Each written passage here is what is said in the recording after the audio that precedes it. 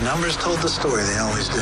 It's one of those idiots who believe in analytics. This is A Numbers Game with Gil Alexander on VSiN. Welcome in to a Tuesday edition of A Numbers Game here on VSiN. Happy to be with you. I'm Jeff Parles in for Gil Alexander. Kelley Bydlon is here as well.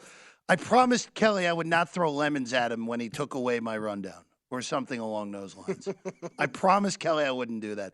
You saw that on Sunday night, right? Yeah. I was getting shows together, and I looked up at one of my TVs that I had on mute, and I'm like, my first reaction was, man, these XFL games have just been broadcasted everywhere this weekend. And I'm like, Which is true. I'm like, hey, wait, there's Stormy. I'm like, she's got a show to do in like 9 hours. How's this going to work? Yeah, well, I'm just curious because what we're talking about is the DC Defenders crowd, which, by the way, good on the DC Defenders crowd in the XFL, Kelley, acting in the same crazy manner as they did pre-pandemic in 2020, bringing the beer snake out again. Security, for some reason, confiscated took away the beer snake. As confiscated is apparently too hard of a word for me to say this early in the morning. And in protest, they threw lemons, which begs the question: A, one, where did they get the lemons? Okay, yeah. B, why are they bringing the lemons into the? If they're just bringing them in on their own, what? Why? And 3, why was the beer snake confiscated? Oh, there it is. There we See, go. Obviously Stormy brought this up yesterday on Final Countdown. I was able to there talk are lemons. I was able to talk to her quickly as we were changing over. She was saying that they were in cocktails, like we're seeing there you go. But even I guess even she was surprised at how large the lemons were. It was like half a lemon per cocktail. It looked like a whole lemon in there. Yeah. Which begs the question. Well, that's why I didn't know you were going to start with this. Otherwise, I would have, we would have booked Stormy for the show or something like this. Reaction. This is the kind of, hey, look, if the XFL, for people that remember, I may have been doing a lot of AAF betting a few years ago. Before the league just folded in the middle of the night. I've got no interest in trying to get into these all like DOA leagues already. Like they're I don't know how long are these things going to last. I've got no interest in really betting it, but I'm here to watch it. And the only time I chose to turn the volume up over the weekend to listen to something about an XFL game, Jeff, was when Stormy was doing hard-hitting reporting on the beer snake. I'm like, this is what I'm here for. This is like, I'm here for this. You know, the other thing, too, like this weekend, and a lot of my friends from college are in media in St. Louis and are covering the Battlehawks like an NFL team, Kelley.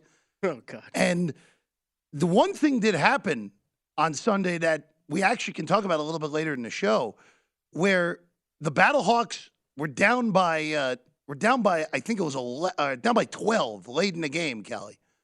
They get a touchdown, they go for 3, to cut it to 3, and then instead of, remember, there's no onside kicks in the XFL now. It's a 4th and 15 from your own 20. Right. And they converted and went down and scored a touchdown off of it.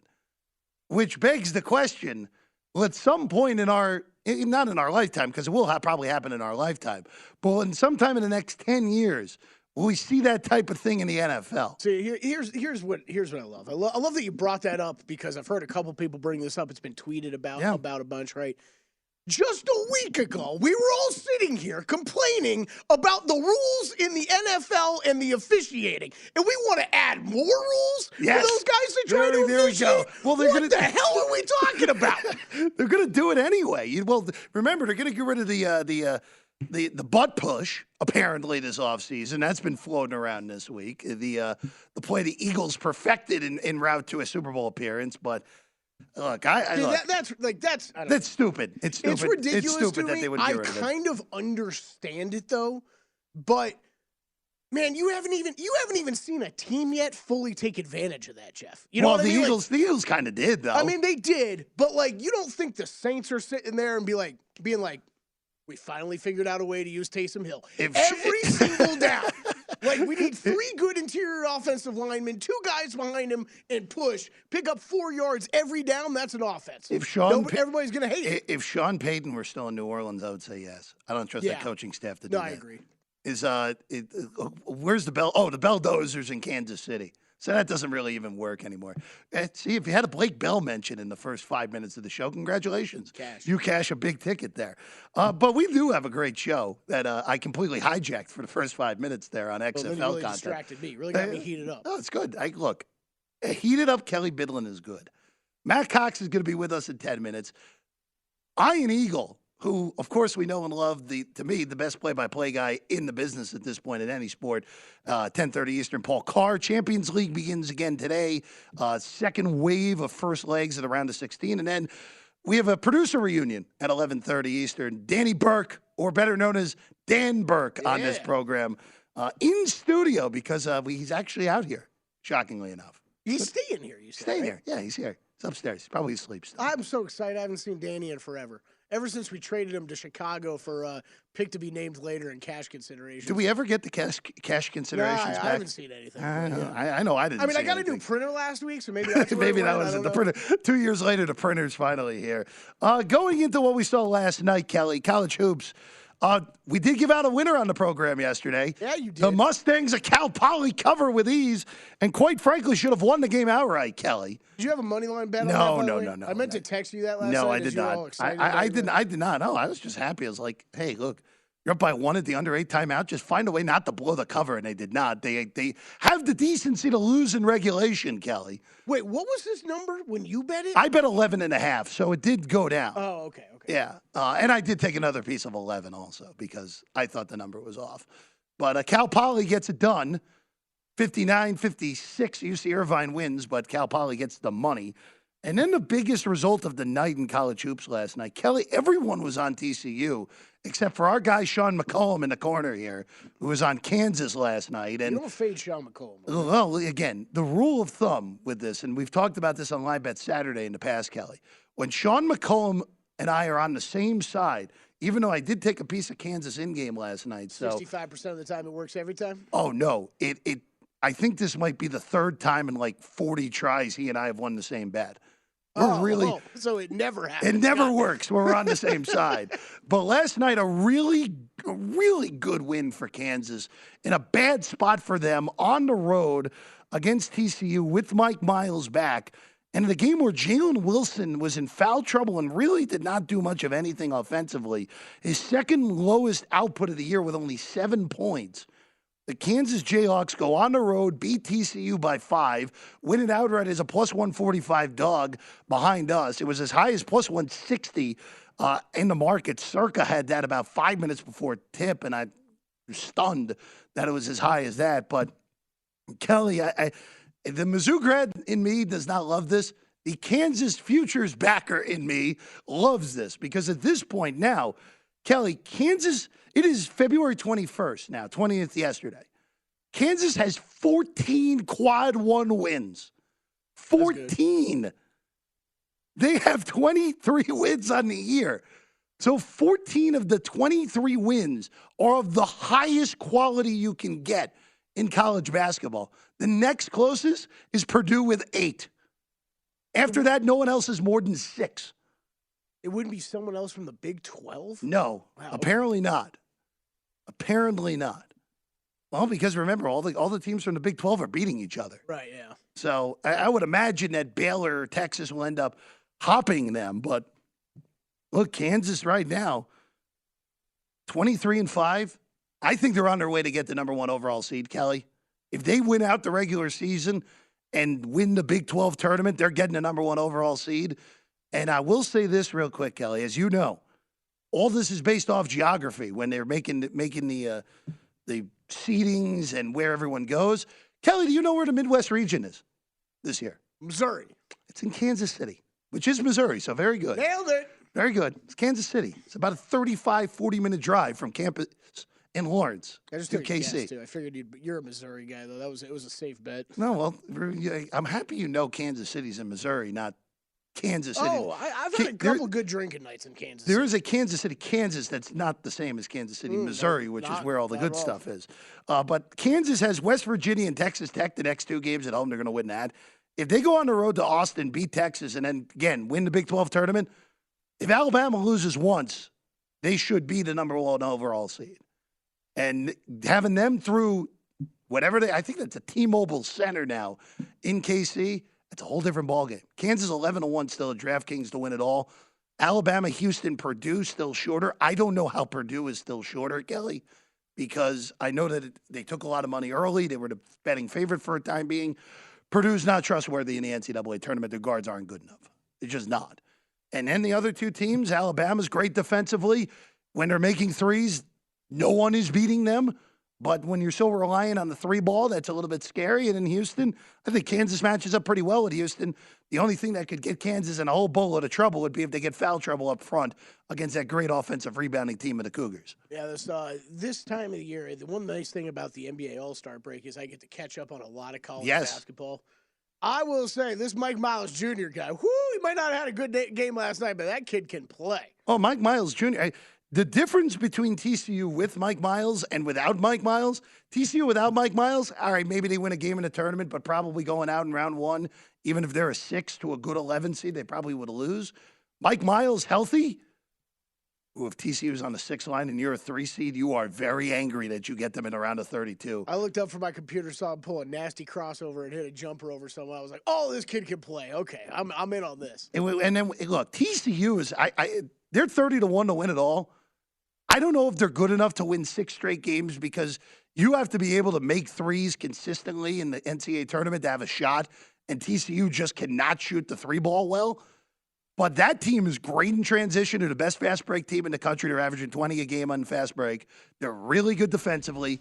And Jamie Dixon is as underrated of a coach as there's been in college basketball in the last 15 years. Yeah, Maul kind of brought that up yesterday, too. He said, watch out for them. They could be a little sneaky. They're dangerous. With the right draw, they could get to Houston very easily. Hey, you know who may have an opinion on this? Matt Cox. I bet he does. Of 3-Man Weave. We're going to get his opinion on what we saw last night and some picks for tonight. That's next on A Numbers Game.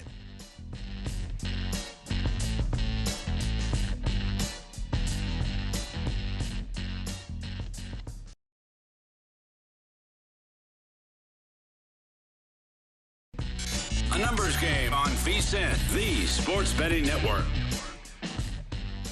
Welcome back in. It's time to bet. Download Nevada's premier sports betting app, BetMGM Sports. BetMGM has all your favorite wagering options along with in-game betting, boosted odds specials, and plenty more.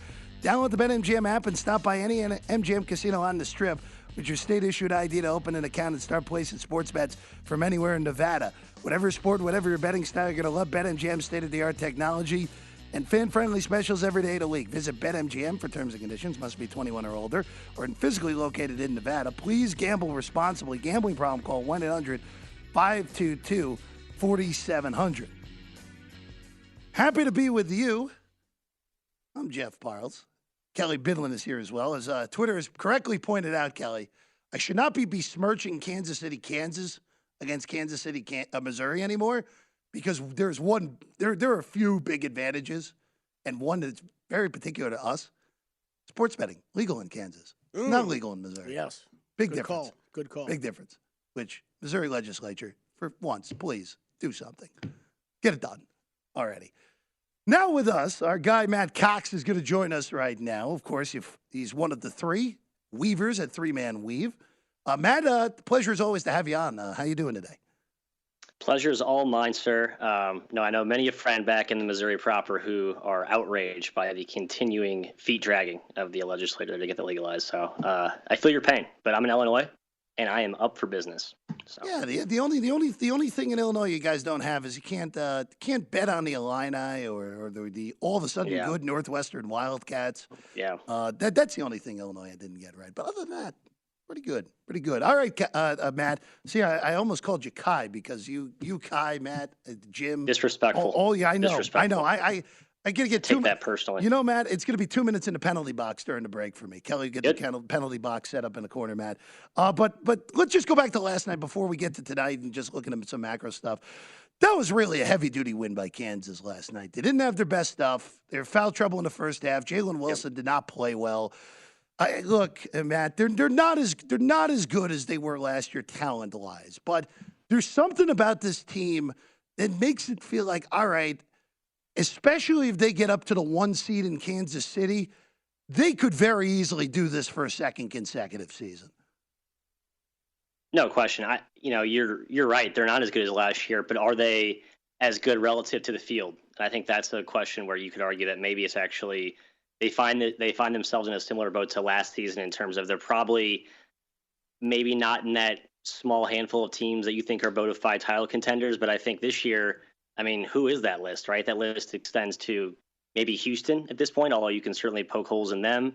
Alabama feels closer and closer, like a juggernaut every day we watch them go along. But I mean, they got boat raced by Oklahoma. So, there's just not a ton of great candidates. So I think this Kansas team, while they're more flawed than last year, I think with Bill Self at the helm, his adaptations game to game, week to week, managing this kind of old and young blend. I mean, I think he's really got this thing in a good, this team in a good shape to make another deep run in March. I really do.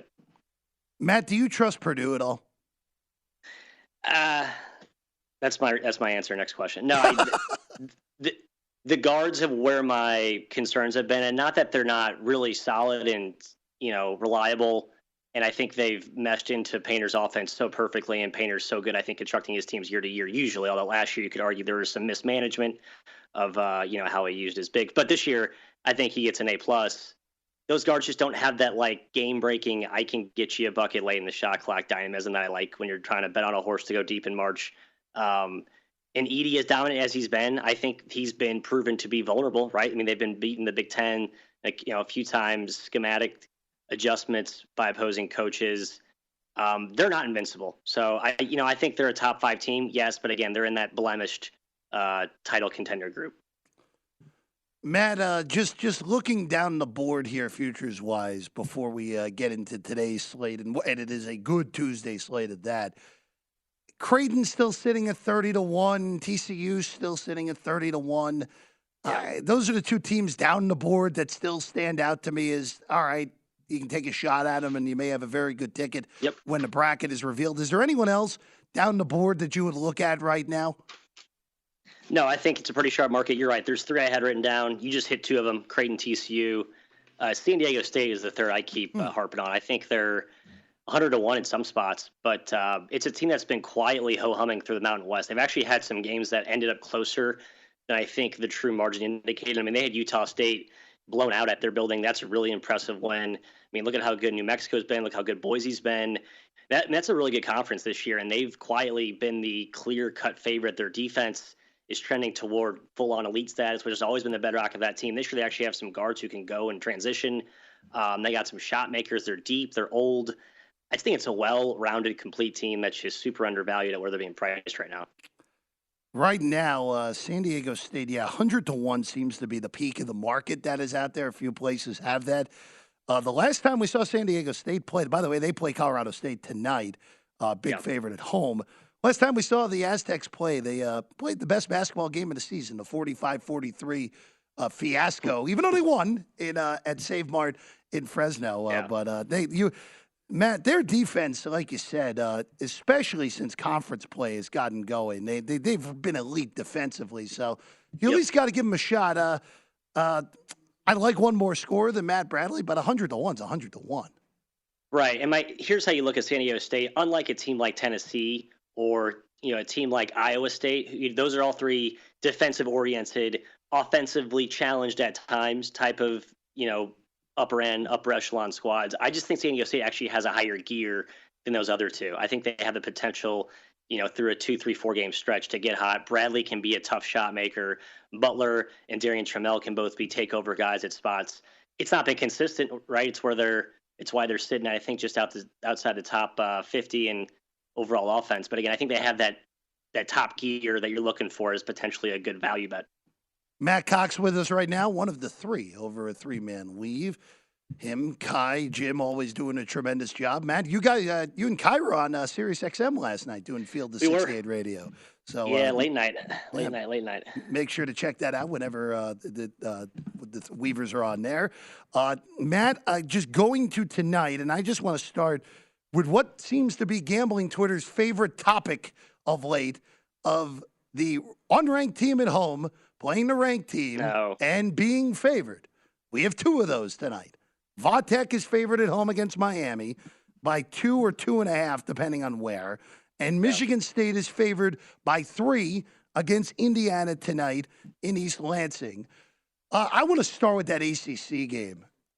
I really don't care what the trend is. You're giving me Miami, who I think is one of the more underrated teams in the country. Their metrics get sunk because they're bad defensively. But when you have guards like Isaiah Wong and Nigel Pack going against another team that can't defend on the perimeter in Vatek, I know the trend. I don't care. I like Miami in this game. Yeah, I do too. No, I'm with you. I like the over actually more than either of the side. Excuse me. It's a big number, but I think Virginia Tech's been willing to play a little faster than I think you're used to seeing under Mike Young. I'm with you. I like the Canes here. I'm going against the trend in all three of these matchups tonight. I like the Dogs, so I'm sure I'll be 0-3 and continue to be laughed at by the system, which is apparently a juggernaut right now. Apparently it is. Right now hitting at over 60% this year, as wild as that is. I have no play on the Michigan State-Indiana game tonight. I just can't get a feel for that one. And Kai, as we talked about earlier, I don't trust Purdue. I just think the Big Ten is just a whole heap of mediocrity this year. I mean, you could argue, and I'm sorry, the same dynamic kind of applies in the Big 12, better conference, right? Not saying that. What I'm saying is Kansas at home as a favorite has not been a great bet this season, right? Right. All these teams are very clustered together, and I think they're all super competitive that you just don't have. And I think what you're getting at is like when you're seeing Purdue lay in some of these big numbers, I don't think it's justified. I'm with you. I think a lot of maybe Minnesota's an exception, maybe Nebraska, but even those teams have been competitive recently where I wouldn't be afraid to take points against Purdue as a large favorite. All right, Matt, we got about a minute to go. There are a lot of good ranked games. There's always a lot of good games down the card as well. What are you looking at tonight? The one I'm going to probably not take officially, but I'm going to give a half-hearted endorsement. It's a tight card tonight, so not a lot of volume for me. Creighton at 5 was a pretty good bet for me. It's up to 5.5, so I missed the number. I'm waiting for it to maybe fall back down to 5. Hopefully people will back the Shaka as a dog trend, which has been basically printing money since he's been in coaching hoops. I still think this Creighton team, better matchup, better team at home, playing like a top 10 fringe top 5 team with Kalkbrenner back in there. Wasn't in there the first matchup. They get revenge here at home against a Marquette team who is quietly hitting their plateau. I believe they've 0-3, 0-4 the last 4 against the spread. So I think it's a little bit of a slight sell high on Marquette. He's Matt Cox, again, one of the 3 on 3-Man Weave on the tweets at Matty_Cox. Matt, a pleasure as always. Enjoy the slate. And, hey, we're getting ever so closer, a little under a month to the NCAA tournament now. Hey, enjoy Iron Eagle. I'm the undercard on today's show. Hey, you're the appetizer for Ian. We got our guy Ian Eagle coming up next, of course, of CBS Sports, Turner Sports, Yes Network. I think I got everything, Kelley, right? Yeah, I got everything for Ian. Nets, NBA, college hoops with Ian Eagle next.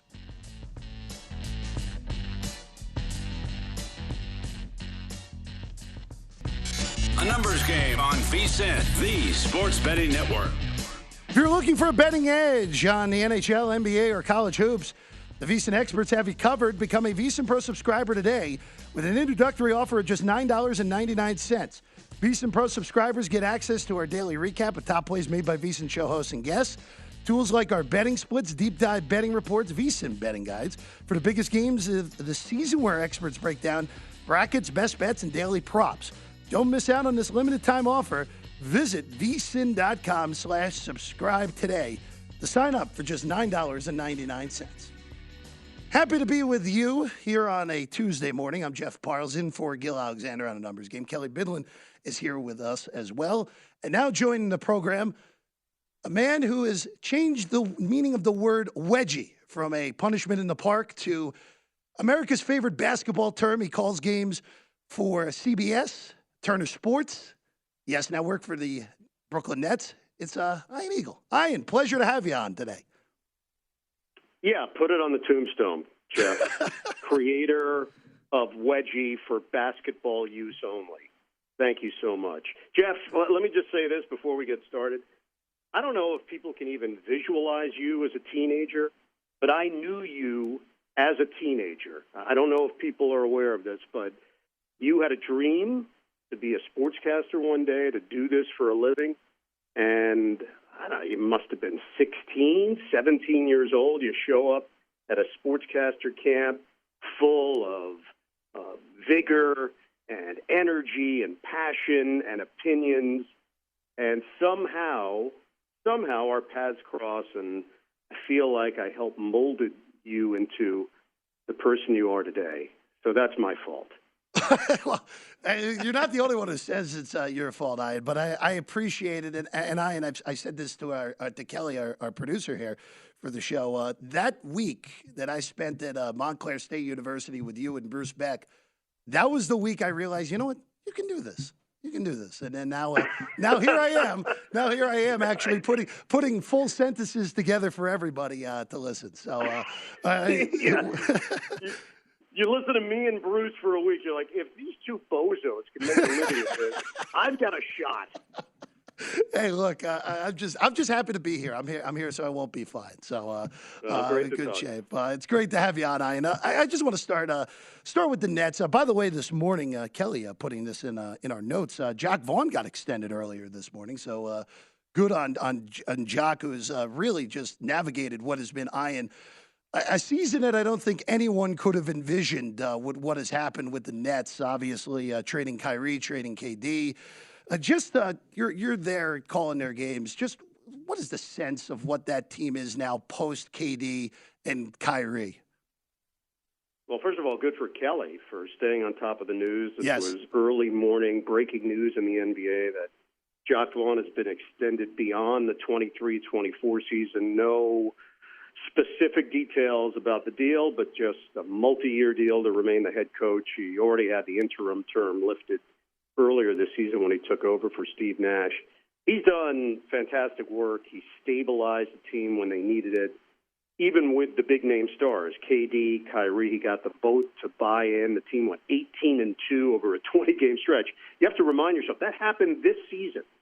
This team, at least at that point, felt like a legitimate NBA championship contender. Where did it all go wrong? Well, no extension for Kyrie, and ultimately that's what led to where we are today. He wanted 4 years, $198 million, and the Nets were not going to pay that. I think they were willing to pay guaranteed money 2 years, maybe even a third year. Fourth year, they wanted some incentives in there to keep him motivated and keep him on board. And Kyrie and his camp didn't like it and demanded a trade. The Nets realized that they were at a complete impasse. There was a point of no return. They deal him to Dallas. And then, obviously, the dominoes fell with Kevin Durant wanting out. And the Nets decided to take the plunge and redo this roster. You asked me the question, what are they? They're fun. It's a fun team. Is it a championship squad? It's not. Will it be competitive? Will it be entertaining?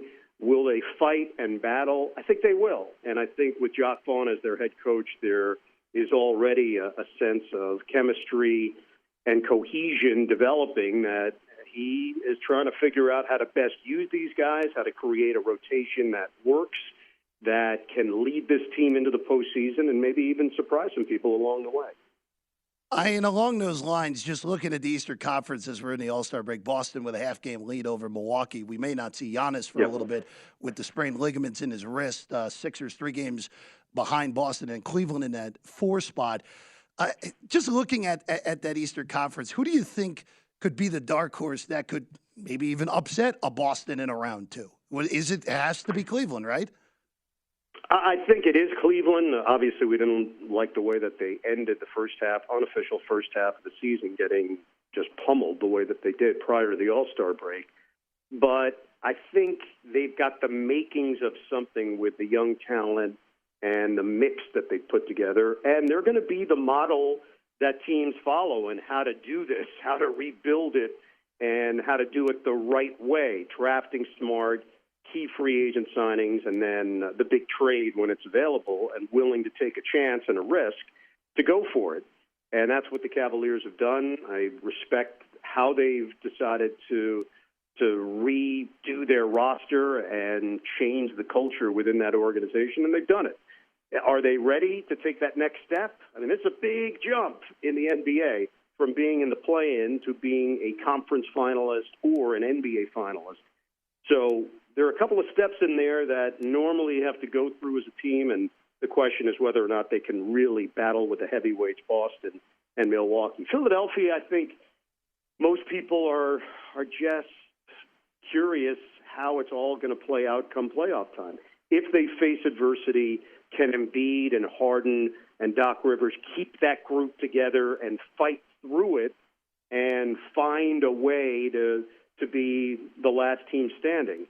The general sense is they can't, that there's just a little too much mystery there. Harden's contract for next year. Is he going elsewhere? Rumors about Houston, that he wants to get back there and be a part of the rebuild and try to bring that back to life.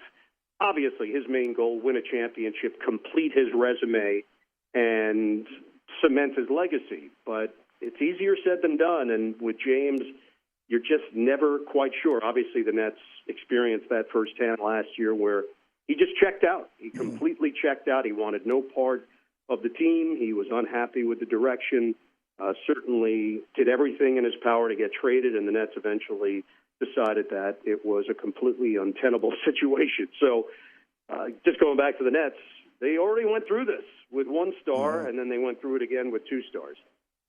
Ian Eagle with us right now here on A Numbers Game. Of course, you hear Ian on College Hoops on CBS, the NBA on TNT, Yes Network for the Nets, and, of course, the NFL season on CBS and Westwood One on the radio. Ian, we have about 2 minutes left here, and I just want to look at the Western Conference now with, obviously, Durant moving over. The Nuggets have been, to me, the best team in the NBA so far this year. For looking at it from Denver's perspective real quick, you finally have this breakthrough team. Jokic is on his way to win his third MVP, and then all of a sudden, the one team that, with getting Durant in Phoenix, they turn into the biggest threat here. They're the betting favorites now, Phoenix.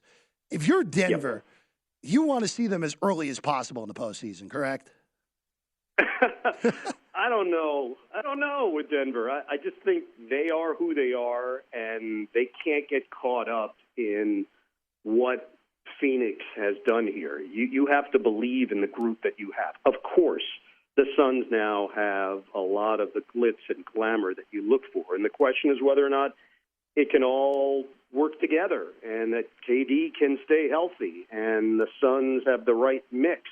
It's been a strange season, really strange season in Phoenix. But I got to tell you, I've had them a few times this year on TNT, meeting with Monty Williams. He is a serious guy who can absolutely tell you what he believes and why he believes it. And I can see how he can get a team to believe in what he believes. So now it's a matter of putting all the pieces together. If you're Denver, you didn't do anything big at the trade deadline because you didn't have to. You believe in your squad, and that's the way they should approach this. I think they're the best team in the NBA. I'm with you. They've played the best in the NBA, and with that comes an X on your back where you have to take on all comers. All right, Ian, one-word answer here. The best team in college basketball at the moment is? Woo! I think Purdue has a chance to be the best because I love their chemistry. I've seen Houston in person. I think they're really good. I think Alabama is excellent. I think Kansas is excellent. And I think the answer to your question is anybody's guess, Jeff, because no one is at that elite level this year in college basketball. He's Ian Eagle, the best in the business. You hear him on CBS, TNT, Yes Network, NBA, and the NFL. Ian, pleasure as always. And once again, as always, thank you for helping in creating my career here. I knew you would, Jeff. I'm proud of you, buddy. Thank you very much, Ian. We got more on the other side in the NBA.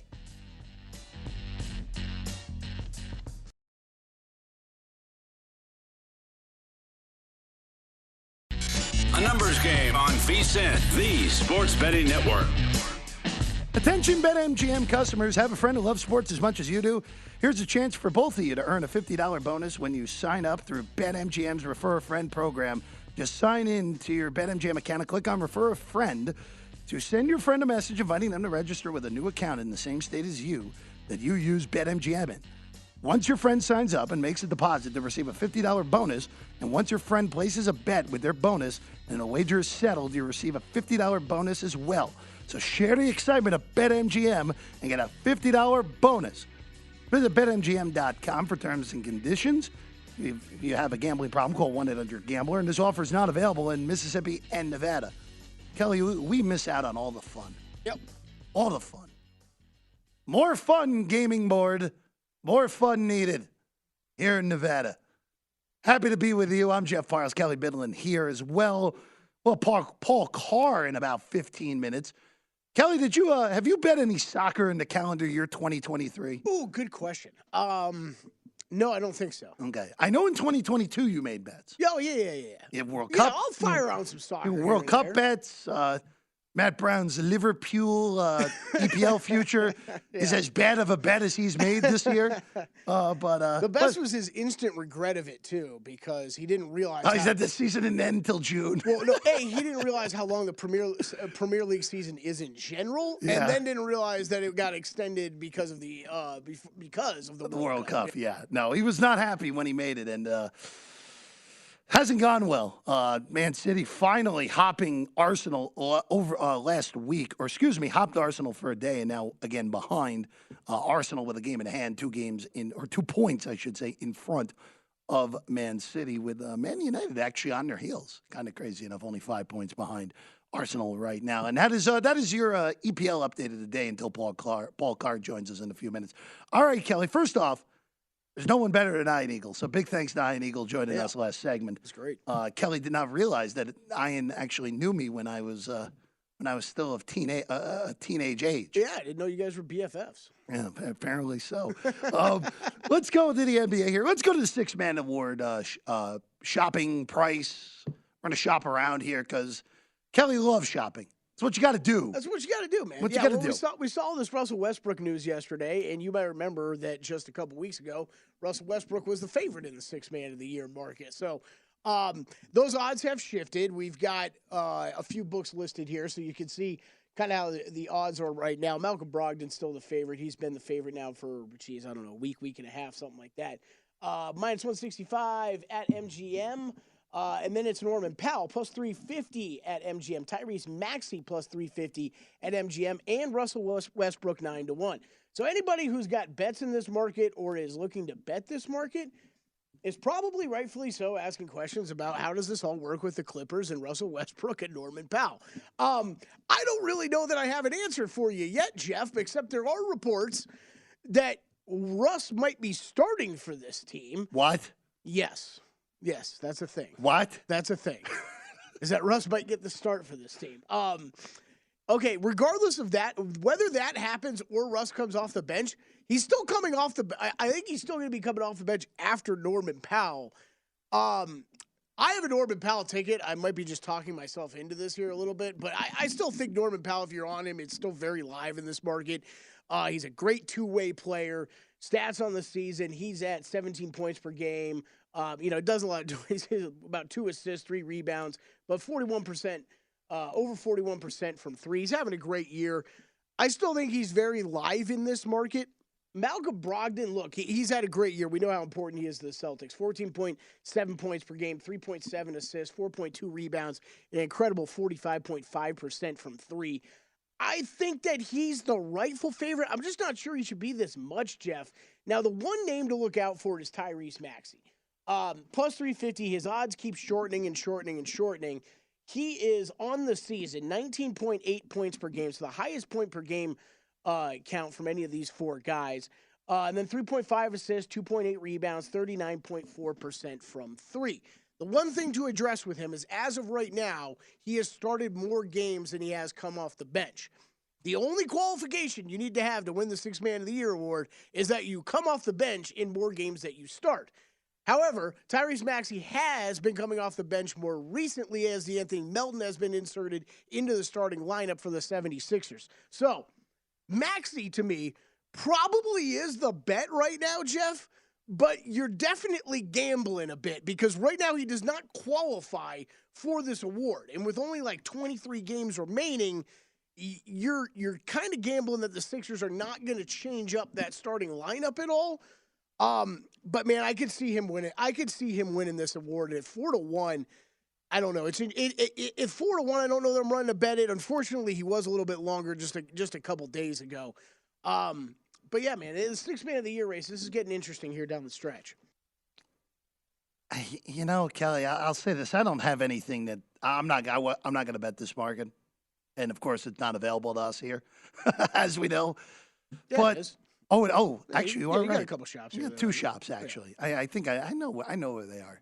I know who they are. The one to keep in mind with anybody out there that's looking at Jordan Poole stuff is he's not going to be qualified for this award. He's going to start too many games. He's going to start too many games. Yeah. So it's the same thing. It's the same thing as I brought up with Maxey. With Steph Curry out, Jordan Poole's in the starting lineup. He's going to end up starting too many games. So that's the one. I didn't even want to include him because I'm sure people who go to sportsbooks, if they're wondering about this market and they see a 70-1 tag next to Jordan Poole, they're like, whoa, he's having a good year. Why not him? He comes off the bench. Yeah, when Steph is in there, but he's not in there right now. So he's not going to end up being qualified. I would not even take a sprinkle of the 70-1. I just, it's a hard market. I know JVT brought this up to me last week that you and him were talking about Norman Powell being should be the favorite over Malcolm Brogdon. Again, you got a little bit of the question marks now with Russ, and really the Clippers might start Russell Westbrook. Seriously, Kelley? Yeah. Why? I don't know. Those are the points. Well, again, this whole thing with Westbrook and the Clippers has been illogical. Yeah. Where again, we talked about it. We talked about it at length yesterday when it came down, where you trade John Wall, you trade Reggie Jackson, and then you replace them with Russ, where it's just illogical. Where the other two dudes were, look, Wall is the same player as Russ at this point. There's no you went through the numbers. Wall's numbers Wall's numbers are slightly better than Russ. The only difference is Russ just gets more minutes. Right. That's Russ is more usage. All the accounting stats are going to be more for Russ because he gets more minutes. But all the usage rate and what their turnover percentage and all that kind of stuff, they're exactly the same. We went over it yesterday, like you said. Same numbers. Look, the Clippers have just they've basically shifted the entire backcourt, right? Because it's Reggie Jackson, it's Luke Kennard. We can't forget about him. And you bring in Eric Gordon, Bones Highland, Russell Westbrook. Now you're basically just reshifted this entire backcourt, which I don't necessarily have a problem with, Jeff, because whoever's in that backcourt, they still have the same goal. It's to get Kawhi Leonard and Paul George to be as good as possible. Correct. So clearly someone on that coaching staff in that front office thought that the backcourt that they had assembled was not good enough to get these guys over the hump. So I don't really mind them making the changes. Eric Gordon's a more diverse player from what he can do offensively and defensively than what they had in that backcourt. Bones Highland, I think, is a very, very skilled offensive player that they're bringing in there. I question a little bit you losing Luke Kennard. He's the biggest piece of scary. He's the top 3-point shooter in the NBA. That one's a little nerve-wracking. And look, Westbrook, what it's going to come down to, I really believe this. Westbrook's probably going to make or break this team. I think. Yeah, I can't argue that. I think what their plan is that what they're going to use him heavily for the rest of the regular season for these games that Kawhi Leonard and Paul George sit out. But I think once they get in the playoffs, he probably doesn't even crack the rotation. I just think you got other guys that are going to be more effective in there between Terrence Mann and all the other guys we just named. It's going to be interesting to watch. It is just going to be fascinating. Again, I'm lower on the Clippers than some are. I know JVT is higher than anyone on them. I think they have probably the most outside of the Phoenix Suns. No, I'll include the Phoenix Suns. The Clippers have the highest ceiling in the Western Conference. We just haven't seen it. We haven't seen them put it together consistently, partially because these guys don't play. Wouldn't it technically be a tie for the highest ceiling because their ceilings are both win the NBA championship? Same deal with I think the Nuggets. Again, when I said to Ian last segment, I truly believe. I think the Nuggets have been the best team in the NBA this year. And they look, there's a real chance. They're a great regular season team. They get smoked by the Bucks or the Celtics. I don't know if they get smoked by Boston. Milwaukee, you know what? They might get smoked by Boston because that's a weird matchup for them. And Milwaukee, look, I think Milwaukee's going to win the NBA title. Jokic would have a huge series. Assuming Giannis is healthy, I still think Milwaukee wins the title. Me too. So we'll see. Again, the one good thing for Denver, they've never been to the finals, Kelley. If you get to the finals, in order to get to the finals, the best thing that could happen for them is the Clippers and the Suns play each other round 1, and the winner of that series plays you in round 2. Which right now, that would be the matchup. Hey, Paul Carr is going to talk some soccer with us next.